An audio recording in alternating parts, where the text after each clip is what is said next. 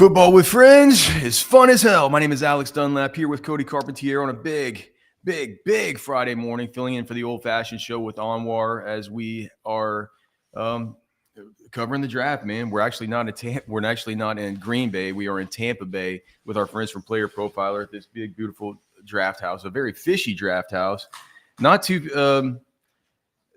Not too many giants. I guess there were just a bunch of giant surprises. I thought we were going to talk about fish, but in the draft last night. We'll get to all that stuff. But do you want to start out just with some Longhorn stuff from the War Room? I think that my sole contribution yesterday to the War Room was the Ryan Nibblet. Ryan Nibblet. So they've taken him and they've moved him back to wide receiver. How do you, if you're Ryan Nibblet, how do you take that? Like if you have to be I think you'd have to be kind of like a Max Merrill level, not obviously Nibblet's a better talent, but like a Max Merrill level mental to kind of come through that, mental fortitude to come through that. Because it's like, dude, you're like, hey man, we'll start you at receiver. Hey, guess what? Now you're going to play running back.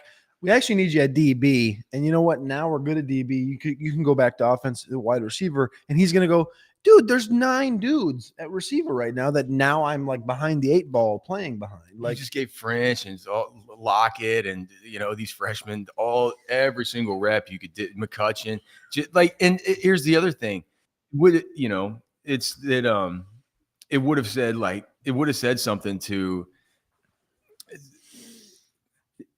If Nibblet were playing on the offensive side of the football for all spring, he would have had the ability to have the kind of narratives going around about him that are going around right now about Dalen McCutcheon. Because he would have been right there. It would have been it's Dalen McCutcheon and a bunch of walk-ons. It's Dalen McCutcheon. It's Ryan Nibblet. Yeah, and so it's like, and look, I understand that the same can be said about the other side of the football. It's like, well, he was also sort of given this opportunity at nickel corner, right? Because once the season kicks off, we're going to have Derek Williams back. And when we have Derek Williams back, Jelani McDonald's probably moving into nickel. But during we heard about Jelani McDonald having to play some nickel and stuff this spring. And, we've talked about, the different ways they've been using him. But it was definitely it was an opening there where Ryan Nibblet was able to compete with Wardell Mack.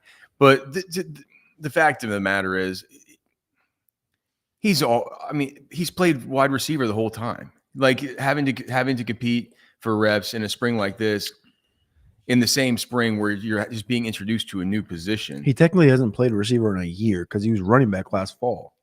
Oh yeah, I forgot. Yeah, man, he's getting moved around. I think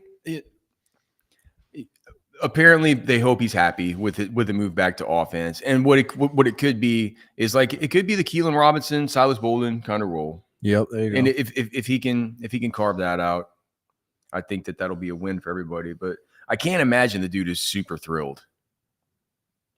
Would you be? No. That's kind of the thing I said. Like you have to kind of have you have to be 1,000% team first, and that's kind of the Max Merrill analogy. I know Merrill's obviously different levels here, but you have to have the mental put together to go through things like this, and you have to be a team first player because most team first players, if you jostle them like this and they're 3, 4, 5-star recruits, they're going to dip. They're going to jump in the portal. But culture and the definition of culture is being able to retain guys like this and having a team first player that is willing to go, I'm doing whatever is best for the team. If you got a lack of depth here, I'll go there and I'll be the fill and I'll learn the position and I'll do the damn thing. And that makes you what in the NFL? When you get to the NFL and they go, man, this guy is a special teamer. He 500 yards special teams. He's playing on, all the punt coverage teams, all the kickoff coverage teams. He played some defense. And it's like, well, he's versatile. He's team first. That's a big character plus, right? Yeah. So Nibblet's just building the resume. And I know he's not on the field right now doing a lot, but doing a lot for the team. Yeah, we'll see what happens. I don't think he was very happy at all with the defensive thing. And so getting him back on the offensive side of the football, they just say hopefully he's happy. But we'll see what happens. I know I would be tilted. And I'm not sure that he's a real talented guy, man. If I had that kind of talent, I'd be pretty frustrated. What about a supreme talent that is now not a Texas Longhorn? He's now a Texas Longhorn alum. And he finally went top 10. And he was indeed the first Texas Longhorn drafted. We've talked about that. We've talked about, all the receipt. We've talked about all these players: Jahdae Barron, Matthew Golden, Kelvin Banks, and we've seen the ebbs and flows of a year ago being Kelvin Banks was going to be a top 10 pick to literally 2 months ago when Matthew Golden ran the 4.29. He's going to be the top 10 pick. And then lately it's been Jahdae Barron might go to the Jets. And it always comes back to the flat circle of the draft. And Kelvin Banks goes top 10, offensive tackle 3, just down the road to New Orleans Saints. Yeah, I don't know. Do you have any inkling on what they're going to do with him and Fuaga? And I mean, Trevor Penning, who they drafted out of Northern Iowa a couple of years back. I loved him coming out. That evaluation is a bust on me for sure, because he has been just terrible for the Saints at right tackle. And I think they're going to. Do you move Fuaga to right tackle? Fuaga in college played 0 snaps, left tackle, left guard, center, right guard. Every single snap in college came at right tackle. I forgot that.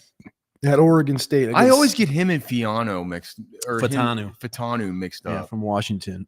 So they used the 14th pick last year on Fuaga and the 9th pick this year on Banks. This is how you do this, right? Well, Boom, I'm not boom. saying This that. is the- but this is the saying that the Saints are the. Well, no. But I'm saying like this is they're starting to show some competency. They're starting. What made the Cowboys so great? A decade ago. They weren't that great. But okay, they were pretty good. What was the best thing about them? What exactly was first round pick on the interior. Yeah, I get it. I get it. Even for players that it felt like a reach at the time, like a Travis Frederick. It's still that's still a first round pick at that stuff. It reminds. We were talking last night. The Tyler Booker pick that really happened, right? I just woke up. It's like that really happened. Tyler Booker, 12th overall to the Dallas Cowboys. Yes, it did happen. With some dudes still on board, man. I get it. It's just. Well, I mean, would Jalen Walker opposite of Micah Parsons could have been? I would have figured that I don't know, man. I would have figured that kind of player. And if I knew they were targeting guard, I'd be like, dude, well, that's a cinch pick to send Gray Zabel. We talked about it in a couple other shows. I don't even remember which ones, but the Booker thing to me always was like, right. We talked about Banks, I think, in this right guard spot, but Booker between Terrence Steele and BB, to me, always felt like it made sense. I know it's high, but one thing we did here 2 months ago was like, Booker's going to go so much higher than anybody believes. No, it's true. And then everyone comes around, they're like, man, Booker might fall at around 1. And then I end up falling for the fish. I literally had him plugged in at 12, and I completely took him out of my first round mock, which is just you didn't mean to, though. That probably just felt like that. I think probably just felt like that to where you had to. That's what I'm saying. Like I think I had him up so high that I forgot to put him back in after I kind of dropped past that. But second Texas Longhorn off the board, Jahdae Barron, a pick 20 to the Denver Broncos, now to play with Mr. Pat Surtain. Pat Surtain and Riley Moss. Did they let our boy PJ Locke go? Maybe. I think it's Moss and Surtain as the top 2 guys right now. They got Barron plugged in as the nickel on our lads. So it's Pat Surtain with Damari Mathis from Pittsburgh behind him. It looks like Locke is actually still on the roster, but I guess that our lads has him listed as a safety. He played safety and nickel both. Talanoa Hufanga they added. That's a pretty good defensive back room, dude. And now they technically have Barron at nickel. I can't remember how much Riley Moss played inside at Iowa. Barron, feel like Barron's maybe bigger than him though. I'm not sure that's. I don't think that's true. It's kind of harder. It's kind of hard to be smaller than 6 foot 193 with 30-inch arms. So he's got like an inch and a half of arm length on Barron. Wasn't it Barron 28 and a half? Barron's 5'11", 194, 29 and 5/8. Oh, 29 and a half. Why was I thinking it was 28 and a half this whole time? So basically, I mean, they're kind of the same. They're human. very similar players. Yeah. They're very similar humans. This landing spot surprised me though. Find me one person that had done this. None. Running back. That was one of the. Remember I talked about the 60% threshold. in the top 15. The only team outside the top 15 with more than a 50% projection. Can you explain what that is for? Okay. So the NFL mock draft database is a place where they aggregate all mock drafts from everybody that does a mock draft on the internet. And the mock draft projection is kind of gives you a percentage. So of all the mocks that were out there in the final week, let's say 98% of them had Cam Ward going number 1 to the Tennessee Titans. And I did a bunch of checking through all the data from the last 4 drafts, and basically like a 60% threshold in the top 15 was like pretty much a lock that you were going to go to that spot. Outside the top 15, there's only one team that had a projection of higher than 50%, and it was Denver to take Omarion Hampton. Yeah. For the running back from North Carolina. He was at like a 63% projection. Again, doesn't correlate because it's outside the top 15, but it was like everybody was piled on to running back here. Because, I mean, Sean Payton talked about it. It's all he talked about. Well, it's like, here's the thing. Only 2 went last night, right? 2 running backs? Yeah. Yeah, Omarion to the Chargers. And then Ashton Shinty back to the Raiders. Yeah, so Henderson didn't go. So we lost our 2.5 bet. 2.5 prop. Yeah. Man, all was lost last night for a lot of these props and a lot of these. Hey man, got that Tet McMillan plus 950 to Carolina. That's true, but I told you that I told you that was lighting money on fire and mock draft suicide. Hey, you spend your whole life doing these shows every single day. You're gonna have some terrible takes. Talking Cody off of sending Tet McMillan to the Carolina Panthers, which turned out to be like totally just the nuts move and would have differentiated him in the mock draft contest in such a major way. Of course. But no, man. I think that it's good. It's actually kind of a little bit earlier than I thought he was going to go. We talked about how maybe there was the little bit of an opening at, if not 7 with that cockamamie, reporting from Monday from Schefter. Obviously 13 represented an opportunity with the Dolphins, with Jalen Ramsey being on the block and stuff like that. We talked about 16 to the Cardinals, but we're like, after that, where does he really start going until maybe what? Packers and Vikings. We start being like 23, to the Packers, the Packers GM Brian Gutekunst was there at Texas Pro Day. Who could he possibly be? Who could he have been looking at besides Barron, all this stuff? And then little do you know, Brian Gutekunst was there to get a look at Matthew Golden, who wins Mr. What is the saying for like the guy with the best clothes? Mr. Fashion. Sure. I'm gonna pop a picture up for those that haven't seen it. Dude, his outfit is just outrageous. And to see Matthew Golden walk out there and get greeted by the city of Green Bay the way he did, that was more than just the city of Green Bay that was there. Well, yeah, I mean, it's the state of Wisconsin. It felt like half of Wisconsin was there on those fairgrounds for this. Just a bunch of hillbillies. Yeah. Are there hillbillies in Wisconsin, or is it something else? Well, probably more rednecks than hillbillies. I don't know. I'm from Minnesota, and I think I would consider it hillbillies. Okay. There's not a lot of hills. There's the suit from Matthew Golden. Is that a G? I didn't notice the G with a star on it. Yeah, is that like his own logo? Must be. I don't. Those look like plays on the inside. It looks like I can see some Houston and some Texas plays on the inside of that. That's a disgusting suit. For those the top is the same as the bottom, by the way. What is it? I'm not. That's an amazing suit, dude. Yeah, but what's the pattern on the inside? It's like golden stuff. It's like some kind. Oh, that's like some. What do they call it? Like I'm not a fashion guy, but I think it's like a like a Fendi or like a Vici or like a Vendi Vici type of isn't that like that European high end clothing stuff? Maybe like that. I don't know. I'm sure it's not a fashion guy. I'm sure it's super expensive, but he's got a bunch of money now. Well, I think Matt Golden I think he goes to Green Bay and becomes the wide receiver 1 from day 1. I think he walks in that building and he's wide receiver 1. Yep.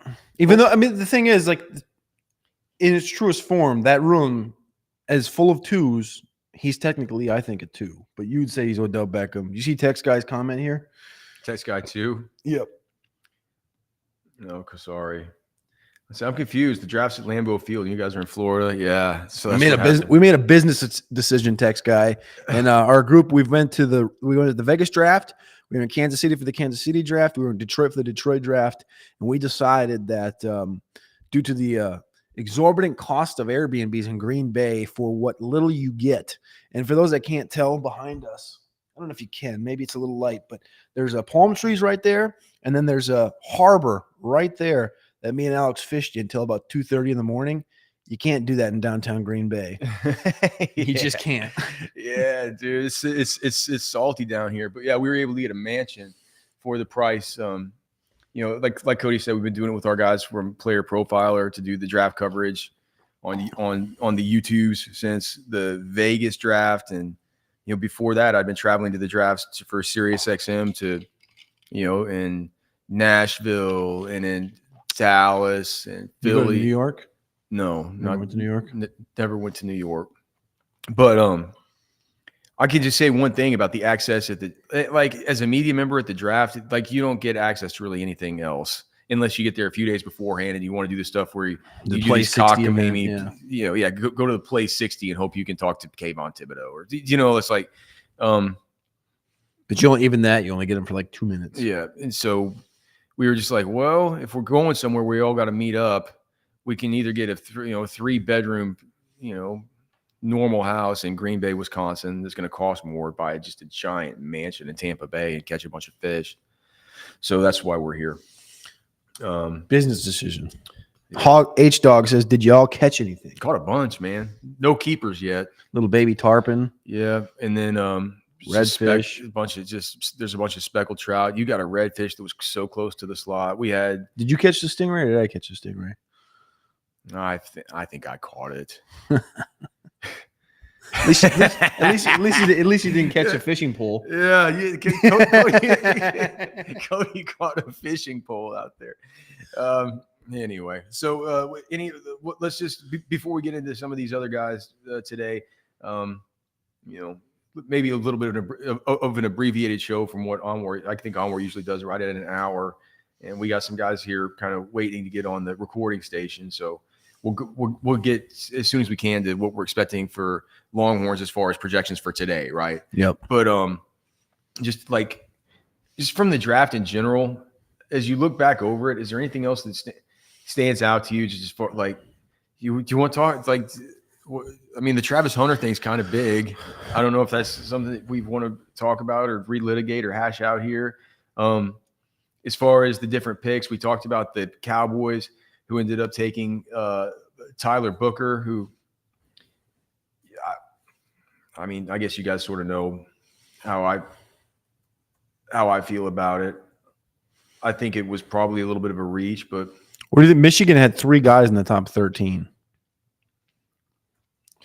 Yeah, what is it? Georgia had 2 in the top 15, sorry. Texas played both of them. But of course that Michigan game didn't count as a quality win for Texas whenever it got time to talking about it. No. That's still DJ Campbell's most impressive And here's the game. thing, even with that, those 3 guys I just listed, the one that was projected to go first off the board 4 months ago didn't get drafted. Will Johnson. It should have been in a healthy world. If Will Johnson's healthy, he goes top 15 as well. 4 players from Michigan should have been top 15. Loveland, Josiah Grant. Okay. Grant was the one that's jumped up quite a bit. Your favorite D tackle, maybe of all time, Kenneth Grant from Michigan. He's not my favorite. What are we talking about? Goes to the Dolphins here. Yeah. Shamar Stewart, Texas A&M goes 17. That was an interesting one. Walter Nolan and Shamar Stewart go back to back there. Cardinals and Bengals. The 2 ex-A&M. Yeah. Character flag guys. What I know Walter Nolan's character thing is that they say that he's just a terrible practice player, but what is it about Shamar again? Shamar has no production. Well, but what 4.5 was it 4.5 1.5 sacks per year. Again. Oh, was it 4.5 total? 1.5. It's 4.5 total. Dude, I mean, Maniacal. 4.5 for this one season. 4.5 for one season for a guy that went number 17 overall. You might say, oh, that's on a little bit of kind of on the light side. Yeah, but did he have like 30 pressures or something? No. What? He's just a freaky athlete. Yeah. Yeah. That's what it is, though. That's what these teams think, that they can, continue to mold stuff. And yeah, he's a great athlete. I'm not going to take anything away from him, but it is pretty maniacal. The guy with 1.5 sacks would go 17th overall. And I'll say this too about just Walter Nolan in general. Like, I do think it's what's the best way to say it? This is I'll say like McShay said it. It isn't like whenever I've had the chance to watch him at an event like the Senior Bowl or watch his tape or anything like that. If he's a crappy practice player, at least he's not. At least you don't see it in games. Yeah, you know what I mean, or at the Senior Bowl. It seems like to me like he looks like a competitive player, but you never know with this off-field stuff. And we saw off-field concerns, injury concerns. It busted a couple of these guys. The injury stuff, it was what it was for Will Johnson. But certainly Mike, did Mike Green even go? Mike Green did not get drafted. That's what happens when you have two very serious separate allegations of the same nature, one in high school, one in college. You know what I mean? That's a lot to vet out. Well, he attacked it head on, but again, it's a guy that came from small schools, James Madison and Marshall. Was it James? Wait, was James Madison or was it Virginia that he transferred? I think he started out at Virginia, and then he went down to Marshall. Yes, but I mean, that's the thing, is like he was not a freaky athlete like Shamar. He's more of like a good athlete, 6'3", 250. With the opposite? Ton of production, uber productive. Yeah, 17.5 sacks or whatever. So the most productive. He did not get drafted. So that was the big shocker when it was Mike Green, Will Johnson, Shedeur Sanders. Oh, I was going to say Emeka Egbuka going to the Bucks to me. No, I was saying that was the three guys that were like considerably mocked in a row. And then Donovan Ezeraku, which I'll be honest with you, it's an edge rusher from Boston College. The theory behind him was like, this guy's he's a dog. He's a team first player. He's small, but very, very clean. 6'2", 248. I mean, the theory should have always been, we should have realized this, was like, that's a second round player. Yeah, probably. We can't, man. We can't have nice things. We can't ever just say things that make perfect sense, right? But it's always the thing is, you always get so inebriated in the whole thing, and then you're like, wait, I just first round pick. I overlooked God, look at him. Everybody says he's a first round pick, so he's a first round pick, and it's like, wait. Take 3 steps back. Donovan Ezeraku looks like the dictionary. You look up second round pick in the dictionary. Donovan Ezeraku. It's like a guy that's just really good, really solid, really good from the neck up, little bit undersized, productive, and just clean, right? It's a second round pick. Yeah. So is that what we're thinking about Shedeur? I don't have the second round draft order memorized like I have the first round for the last 3 months. So I'm having to kind of look here. They just, so the Giants don't have that 34th pick anymore. Okay. So that order's wrong. I need to get the updated order then. Go to NFL.com tracker. So it's Browns, Texans, Titans, Browns. The Browns got 2 picks here. So the Browns could hypothetically go Will Johnson and Shedeur Sanders at 33 and 36. Assuming the Texans and Titans don't take Will Johnson, the Browns could start this draft out with Mason Graham, Shedeur Sanders, and Will Johnson. Pretty good start. Yeah, and for what's going to be and they picked up an extra first rounder for next year. Here's the thing: it's like with the Browns, I guess Andrew Berry, to be able to get away from that pick and to be able to get away from Travis Hunter. Well, first of all, do you think that Travis Hunter is a little bit insulated from being a total bust? I know that you were on the show with Bo Edge and Chance Mock, the Outsiders, and you all were talking about biggest busts in history. Yeah. So you have busts on the mind. Like, isn't he kind of insulated a little bit from being a bust because he's kind of so awesome and he's got a bust on 2 sides of the football? Yeah, that seems like a proper analysis. Just because, I mean, we both view him as the top receiver in the class. I think he's the best corner in the class, and they said he's going to walk in similar to what the Browns said. He's going to come in and play receiver right away because offense is easier to learn than defense, which in my brain didn't make a lot of sense until I heard it a couple of weeks ago. So he should have all the doors possible to succeed on offense, and he may never even have to, he'll play defense, but he may never have to really, really, really play defense as long as he hits on offense. But if he does miss on offense, and for some reason he's not crisp and he doesn't know the playbook on offense, which I don't think will happen, then he can shift that focus to defense where we know his ball skills will just completely take over. So yeah, I agree with you. So here's the problem: is so Andrew Berry's going to do all the right things. He's gonna make these good picks. He takes Mason Graham, like you said. What if he comes away with even if it's not like, who are your best available right now?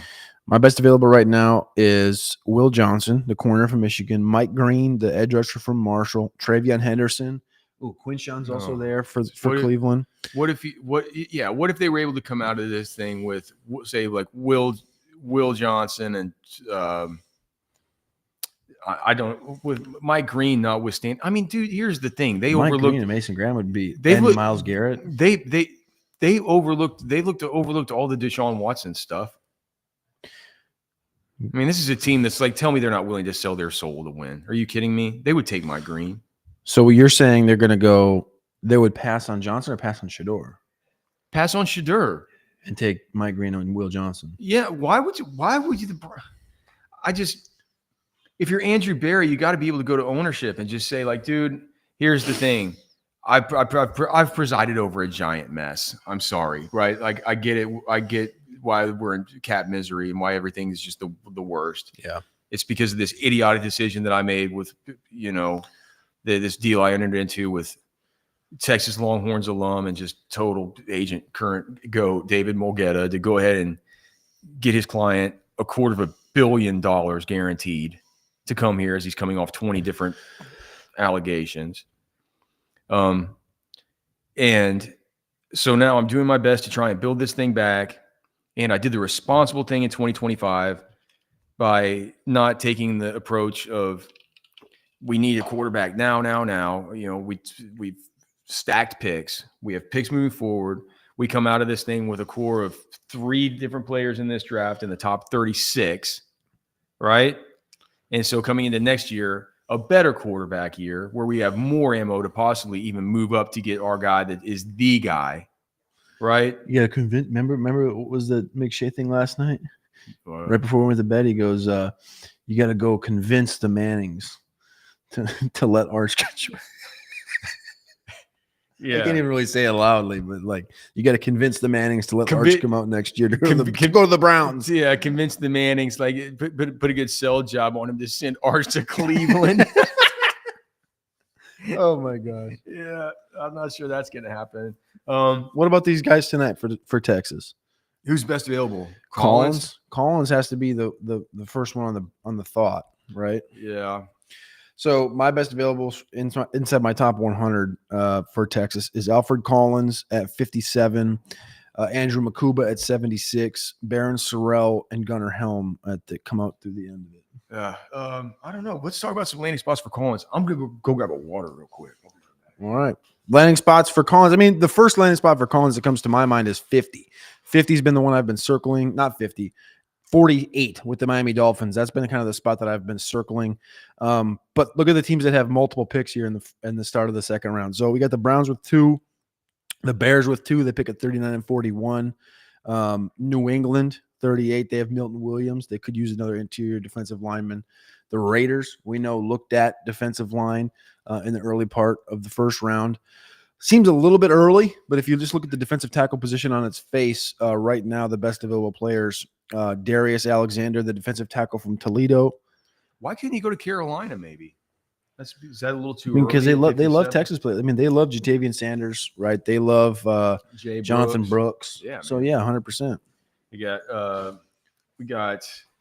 I think Buffalo. Yeah. So they would be open to replace DaQuan Jones. You know what, man? At this point, I think coming into coming into round 2 and 3, I don't think it's as much about the particular team fits as that what this team's planning on doing as far as their process for the whole rest of the draft, right?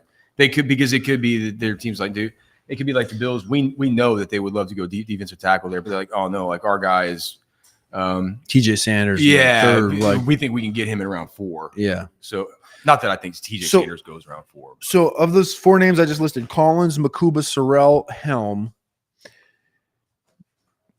Do you think half of those guys go? And then I have a second part of this with a different player, so don't say his name. So 4 players. Collins, absolutely. So Collins goes day 2. Yep. Sorrell. I think Makuba doesn't Baron Sorrell seem like a player that feels like he's just at the very edge tip of the edge? I was just thinking the other day, I'm like, if I put together a top 100, would he be in it? I have him at 91. He's right on the edge. Yeah. So even okay. I think Baron Sorrell's floor is the 4th round. Okay, so then Gunnar Helm. His floor has got to be lower just because of the terrible testing. All right, so half of those guys, so 2 of those guys. We're thinking Makuba and Collins today. No. I think both of those guys. No, I think at least both of those guys are at least 50-50. Okay. Both of the others. It's almost like 3. I kind of think 3. It's kind of landing spot. I kind of think that. So Collins, Makuba definitely go, and there's a half of a chance. There's like one half of one player is hold on, Helm. Yep. And then Makuba, Sorrell. And then one half is Sorrell. So I think if you were to give me the over-under, I would say 3 go. All right. Round 3 tonight. We get to pick, I don't know, 96. It's the Eagles. Eagles, Vikings, Dolphins, Texans, Niners. They all have something in common. They all could use an offensive tackle. Does Cam Williams go on day 2? Who all needs it that didn't go after it last night? So the Chiefs got Texans. Simmons. The Eagles didn't. The Vikings got a guard. The Dolphins, the Texans. Wait, who did the Vikings take again? Donovan Jackson. So Eagles, Dolphins, Texans, Niners at the end of round 3. Dolphins is so interesting. Dolphins is interesting. Niners is interesting. Yeah, dude. Eagles putting him in at right guard. Who else? Eagles putting him at right guard, and the Mekhi Becton spot's kind of interesting. Oh gosh. Who around Cam are like the tackles that might be available? So I have Cam at 101, right outside the top 100. Before him, the best tackles available currently. It's Ozzie Trapillo from Boston College. I've not even watched him. Charles Grant from William and Mary, very athletic offensive tackle. Well, he's got helium because he's super long and athletic. No, and because his hype man is Duke Manyweather. True that. Marcus Bowe from Purdue's the interior guy. Marcus Imbo? Bowe. Oh, well, but it's spelled Imbo, right? Yeah, silent. Just like Savon Ravel is a silent H. It's one of those random spellings. Tate Ratledge, interior center / guard from Georgia, and then Cam. So he's. But what about tackles? What's the next tackle? That's what I said. Ozzie Trapillo and Charles Grant are the next 2 listed tackles. Is there any you have after him, or is that just does he round out your top 100 as far as tackles? That's outside my top 100. Yeah, he's at 100. I mean, again, we have to remember that in 2024, right? I don't know if I can go back to 2024. With the 4th round, with the first pick, it was Jatavian Sanders. And how many picks later did we get Christian Jones? How come in my head I thought Christian Jones was the first pick of the 4th round? When did Christian Jones go? I think he did go in the 4th round pick, wasn't he? Was he 3rd? He was 4th. He was 5th round, 27th overall. Okay, so 5th round to the. In my head, he was the first pick in the 4th round, but that was Jatavian. Yeah, that's right. I don't know why I thought that. So he's definitely going to go ahead of Christian Jones. That's what I was worried about. I was like, if Cam Williams falls to day 3, he's probably going to go after Christian Jones, which doesn't make any sense in my head. I was trying to see. So around those picks, Oh gosh. So Ursery will certainly be off the board. Ariante Ursery will be Oh, off that's the right. board Yeah. before Cam Williams, right? Trying to see. Oh yeah, you're right. I have him right here. Ursery, Trapillo, Some of these other guys, Charles some Grant. of these other guys that I see here, like after the Grant area, and I don't know who Trujillo is. I don't know who that is. Trujillo. I start to see some of these other guys who I do know who they are, like the Wisconsin guy, and like I think Cam's going to go before them. So, dude, it's going to be a team dependent. Before Logan Brown from Kansas. I think he's one of the last 5 picks of this third round. Cam Williams. Because what are the picks? Who are the teams there again? Eagles, Niners, Dolphins, and Texans. Oh yeah, that's the Cam Williams hot zone. All right, we got a couple of super chats, and then I think we can probably get out of here. Right, $10 from Barb's 10. How about that? Before we get to the super chats, I've totally forgotten here that we have responsibilities to our great sponsors like Texas Beef Traders, Poncho Outdoors. We're just having so much fun with almost 600 of you guys watching here live, man. We can't tell you how much we appreciate it, and it would not be possible without our great friends over at Specs. Have you heard the news? Specs is turning 63, and we're celebrating you. Whether you're looking for whiskey, canned cocktails, or wine, Specs has it all with Texas-sized savings all month long. Specs. Cheers to save. Cheers to you. Cheers to savings. Cheers to our friend Frank over here making bacon and eggs, getting his day started. There's nothing like the smell of bacon just to wake people up. Bacon pheromones.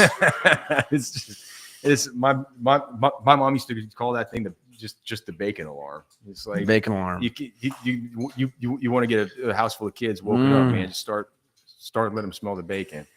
All right. What else do we have here? We got Barb's 10. Oh yeah, super chats. Thank you so much, Barb's 10. He says you could tell Golden was disappointed, but he handled it like a pro. He commanded that crowd perfectly. Texans should have made a move.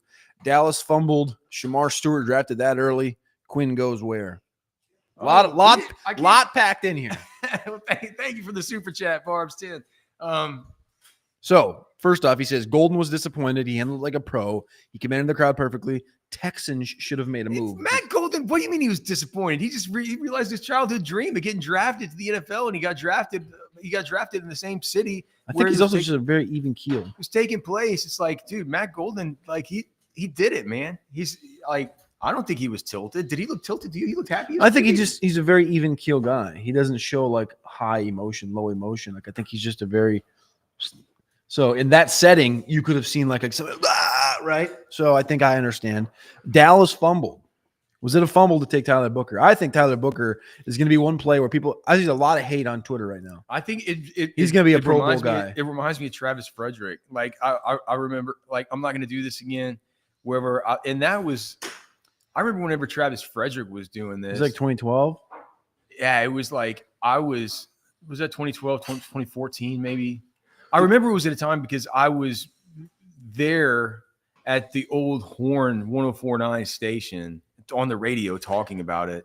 And I forgot what it even was because it wasn't like I ever worked up at the Horn. But it was maybe one of like E. Hogan or something might have had me on the show or something the day after the draft. Yeah. But I remember it was I was like, dude, this is Jerry Jones peeing on your leg and telling you it's raining. This is a terrible pick. This is just the absolute worst. This is everything I've always criticized about drafting based on need and not best player available and all this stuff. And he goes on to be like a 10-time All-Pro. Just the most solid center you could have ever picked. Just the complete unsexy pick. And am I saying Tyler Booker's going to go on to be a 12-time All-Pro? There's like no. I'm not going to say that, but I'm going to say he does seem like the kind of player who's going to come into your building and be a starter for two whole contracts. And it's not only the fact that he's actually good and he's going to move bodies. It's just if you were to take a poll of the different GMs, the different stakeholders, et cetera, from this draft cycle, and ask them who's the most impressive from just a football mentality standpoint. all we've heard, and we've seen it out of Booker, but all we've heard is it's got to be either Booker or Jalen Walker. Yeah. You know, it's like those are the two guys that are just made of football in this class. Eat, sleep, breathe it, walk into a room, emanate it. So it's like, did it feel like a reach? Yeah, I mean, it kind of felt like a reach to me. It always feels like a reach to take a guard at 12.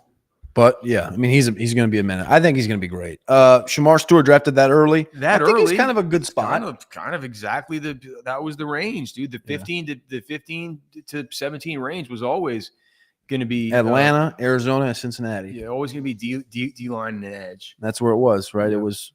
Wait, it was Jalen Walker. It was Jalen Walker. It was Shamar, and Walter Nolan went to the Cardinals. Yeah. So, and then Quinn goes where? We didn't bring up Quinn in the day 2 conversation, period. And I know that there's some out there in the ethos that have said round 2, round 3. We didn't even bring him up. What is your just instant thought right now? Oh, Quinn. I mean, how can you project it? It's impossible. You just say tomorrow. Let's look at where the landing spots could be through. I think round 2 is out the window. Let's look at round 3 at the possible landing spots for Quinn. Giants are at 65. They took Jackson Dart. Cleveland's at 67. They don't have a quarterback. The Raiders are at 68. Okay, so that's the first one. Raiders at 68. That's another one. Saints at 71. Oh, absolutely. Jets at 73. Yeah. Is that it? And nothing in the 90s? In no Rams or something? Steelers at 83. Okay. Shout out Jason. I think Jason would love that. Quinn Ewers to Jason's Steelers. Yeah. Saints came back around. Saints and Browns both come back around the comp area with 93 and 94. I think that's so Saints and Browns right there at 93 and 94. So we're maybe leaning into a little back end around 3, just like Cam, Quinn, and Sorrell maybe. Yeah. Okay. I think Quinn Ewers does go day 3. That's a good looking sandwich, Frank. I might have to make one of those. All right, we got one more super chat from Sailor Joe, $5. Thank you, Sailor Joe. I asked, why didn't Golden stay with Arch? Someone said the following: offense regression, O-line rebuilding. He's a first-round talent. Y'all's thoughts? Why didn't Golden stay here another year? He just got taken in the first round of the draft. And he looked at as a 4th, 5th round guy coming in. I mean, someone said the following: offense. No, it's like you guys are thinking about this from a Texas perspective, and it's fine because you're Texas fanatics and Texas fans. But the world doesn't revolve. You know what I mean? Yeah. Like his world doesn't revolve around Texas. He's here to live his own life, and not every decision he makes is as it pertains to what's going on at the University of Texas. Yep. Like he just attained his lifelong dream. He was a first-round pick in the NFL draft. It's my dream to have a sandwich that looks something like what. Yeah, I mean, I'm Frank. I'm losing conscious here. The bacon's like right there. I'm like kind of. Now you can email us fwfemails@gmail.com. You can find Cody on X at Cody Carpentier. I'm Alex Dunlap, NFL. Thanks to everybody so much for being here. We're here usually every night from 6 to 7 p.m., but filling in today for Armar Richardson. Just 4 things, man. If you please could like the show, subscribe to the channel. If you have a friend you think might like the show, if you could forward this to them, we would really, really appreciate it. It'll help people find us. And fourth, of course, if this is your first time watching the show, we just ask that you come back again. All right. Love you guys. God bless you. Enjoy enjoy round 2, man. Enjoy getting to see these guys find these awesome landing spots. For Cody, I'm Alex. We're done.